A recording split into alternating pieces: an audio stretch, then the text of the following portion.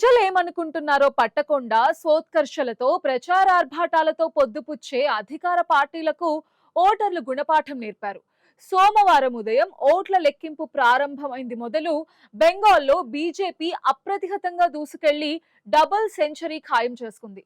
ఆ పార్టీకి 208 రాగా టీఎంసీ 79 దగ్గర ఆగిపోయింది.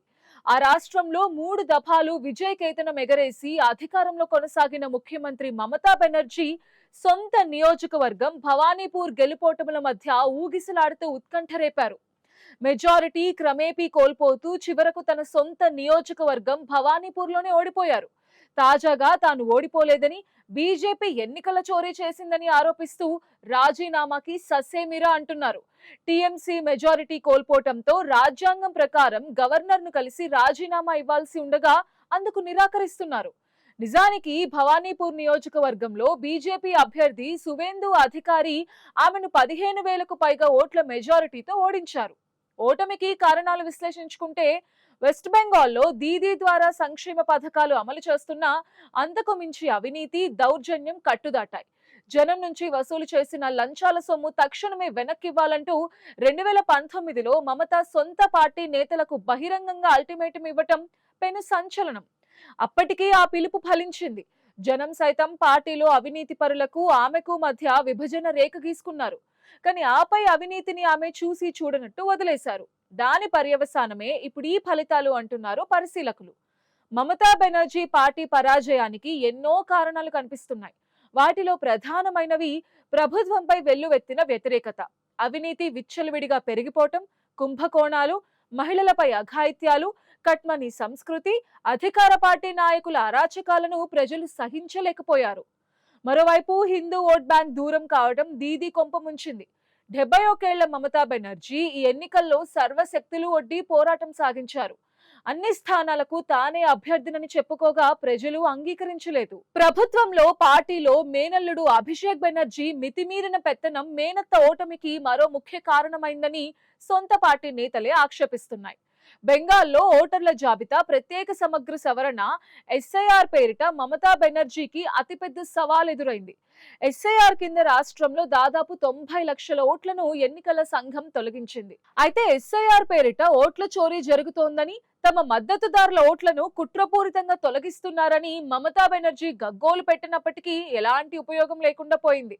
ఆఖరికి సుప్రీంకోర్టును ఆశ్రయించినా ఊరట దక్కలేదు. తొలగింపునకు గురైన ఓటర్స్ లో చాలా మంది తృణమూల్ కాంగ్రెస్ మద్దతుదారులేనని సమాచారం. 2011 నుంచి నిరాటంకంగా అధికారంలో కొనసాగుతున్న దీదీపై సహజంగానే ప్రజా వ్యతిరేకత పెరిగింది. ఒకప్పుడు పారిశ్రామిక రాజధానిగా వెలుగొందిన బెంగాల్లో పరిశ్రమలు మూతపడ్డం, నిరుద్యోగం పెరిగిపోవడం ప్రజల్లో తీవ్ర అసంతృప్తి కలిగించాయి. ప్రధానంగా జెన్జీ యువత విరక్తి చెందింది.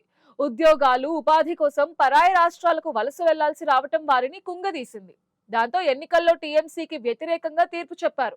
పశ్చిమ బెంగాల్ ప్రజలతో దీదీ అని ఆప్యాయంగా పిలిపించుకున్న తృణమూల్ కాంగ్రెస్ పార్టీ అధినేత మమతా బెనర్జీ రాజకీయంగా సంచలనాలకు మారుపేరు. కరుడుగట్టిన కమ్యూనిస్టులకే చుక్కలు చూపించిన నాయకురాలిగా 15 ఏళ్ల పాటు పాలన సాగించారు.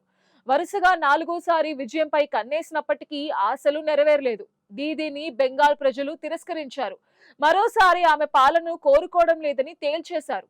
తాజా అసెంబ్లీ ఎన్నికల్లో బీజేపీకి పట్టం కట్టారు. 2011లో మమతా బెనర్జీ కాంగ్రెస్ తో పొత్తు పెట్టుకుని గెలిచారు. ముఖ్యమంత్రి అయ్యారు. తర్వాత కొద్ది కాలానికే కాంగ్రెస్ ను అణిచివేసేందుకు ప్రయత్నించారు. తృణమూల్ కాంగ్రెస్ లో చేరాలంటూ కాంగ్రెస్ ఎమ్మెల్యేలపై ఒత్తిడి పెంచారు. దాంతో కాంగ్రెస్ పార్టీ మమతా బెనర్జీకి దూరమై కమ్యూనిస్టులకు దగ్గరైంది. చొరబాటుదారులను తృణమూల్ కాంగ్రెస్ ప్రభుత్వం ముద్దు చేస్తోందని ఆరోపించింది. కేంద్రం తీసుకొచ్చిన ఎన్ఆర్సీ, సిఏఏను మమతా బెనర్జీ తీవ్రంగా వ్యతిరేకించారు. బీజేపీ పాలిత ఉత్తరాఖండ్ లో ఉమ్మడి పౌరస్మృతిని అమలు చేయడాన్ని తప్పుపట్టారు. ఇవన్నీ ఆమెను హిందూ వ్యతిరేకిగా ముద్ర వేశాయి. ఫలితంగా అసెంబ్లీ ఎన్నికల్లో ఓటమిని ఎదుర్కోవాల్సి వచ్చింది. ఇక దక్షిణాది రాష్ట్రం తమిళనాడులో వరుసగా 2 సార్లు అధికార పీఠం కైవసం చేసుకున్న డిఎంకే అధినేత ముఖ్యమంత్రి ఎంకే స్టాలిన్ కూడా తమిళ హీరో విజయ్ కొత్తగా స్థాపించిన తమిళగ వెట్రి కళగం టీవీకే ప్రభంజనం ముందు నిలబడలేకపోయారు. బెంగాల్లో మమతా మాదిరే ఓటమి పాలయ్యారు. ఆయన కుమారుడు ఉప ముఖ్యమంత్రి ఉదయనిధి గెలుపు ఉన్నంతలో ఊరట కాగా ఓటమిని అంగీకరించి ముఖ్యమంత్రి పదవికి రాజీనామా సమర్పించారు. దీంతో డిఎంకే, అన్నా డిఎంకే ద్రవిడ పార్టీల 5 దశాబ్దాల పాలనా శకానికి టీవీకే ముగింపు పలికినట్టయింది. తమిళనాడులో 1962లో ద్రవిడ పార్టీగా డిఎంకే ఎన్నికలకు వెళ్లగా 50 స్థానాలతో ప్రతిపక్షంలో కూర్చుంది. 1967 ఎన్నికల్లో అన్నాదురై నేతృత్వంలో డిఎంకే తొలిసారిగా అధికార పగ్గాలు చేపట్టింది. ఆయన మరణం తర్వాత 1969లో కరుణానిధి డిఎంకే అధ్యక్ష పగ్గాలతో పాటు తమిళనాడు సీఎం కుర్చీని కైవసం చేసుకున్నారు. ఈ క్రమంలో సినీ నటుడు ఎంజీఆర్, కరుణానిధి మధ్య నెలకొన్న వివాదంతో అన్నా డిఎంకే ఆవిర్భవించింది. 1977 ఎన్నికల్లో తొలిసారిగా ఎంజీఆర్ నేతృత్వంలోని అన్నా డిఎంకే అధికారాన్ని దక్కించుకుంది. మరణించే వరకు ఎంజీఆర్ సీఎంగా కొనసాగారు. తర్వాతి పరిణామాలతో 1989లో వచ్చిన ఎన్నికల్లో డిఎంకే అధికారంలోకి వచ్చింది. అప్పటి నుంచి 2 పార్టీల ప్రభుత్వాలు వరుసగా మారుతూ వచ్చాయి. 1991లో అన్నా డిఎంకే, 1996లో డిఎంకే, 2001లో అన్నా డిఎంకే, 2006లో డిఎంకే అధికారం చేపట్టాయి. 2011 ఎన్నికలలో అధికారంలోకి వచ్చిన దివంగత సీఎం జయలలిత తన రాజకీయ గురువు ఎంజీఆర్ రికార్డ్ ని తిరగరాస్తూ 2016లో మళ్లీ గెలిచారు. ఆమె మరణం తదుపరి పరిణామాలతో 2021 ఎన్నికల్లో డిఎంకే గద్దెనెక్కింది. డిఎంకే దివంగత అధినేత కరుణానిధి వారసుడైన స్టాలిన్ సీఎంగా పగ్గాలు చేపట్టారు. ఇలా డిఎంకే, అన్నా డిఎంకే అంటూ అధికారం సాగుతూ వచ్చిన సమయంలో తమిళనాడులో 3వ శక్తిగా అవతరించిన విజయ్ రూపంలో ద్రవిడ పార్టీల అధికార శకానికి ముగింపు పలికినట్టయింది. అటు నార్త్ ఈస్ట్ విషయానికి వస్తే అస్సాంలో బీజేపీ, కేంద్ర పాలిత పుదుచ్చేరిలో ఎన్డీఏ కూటమి విజేతలుగా నిలిచాయి.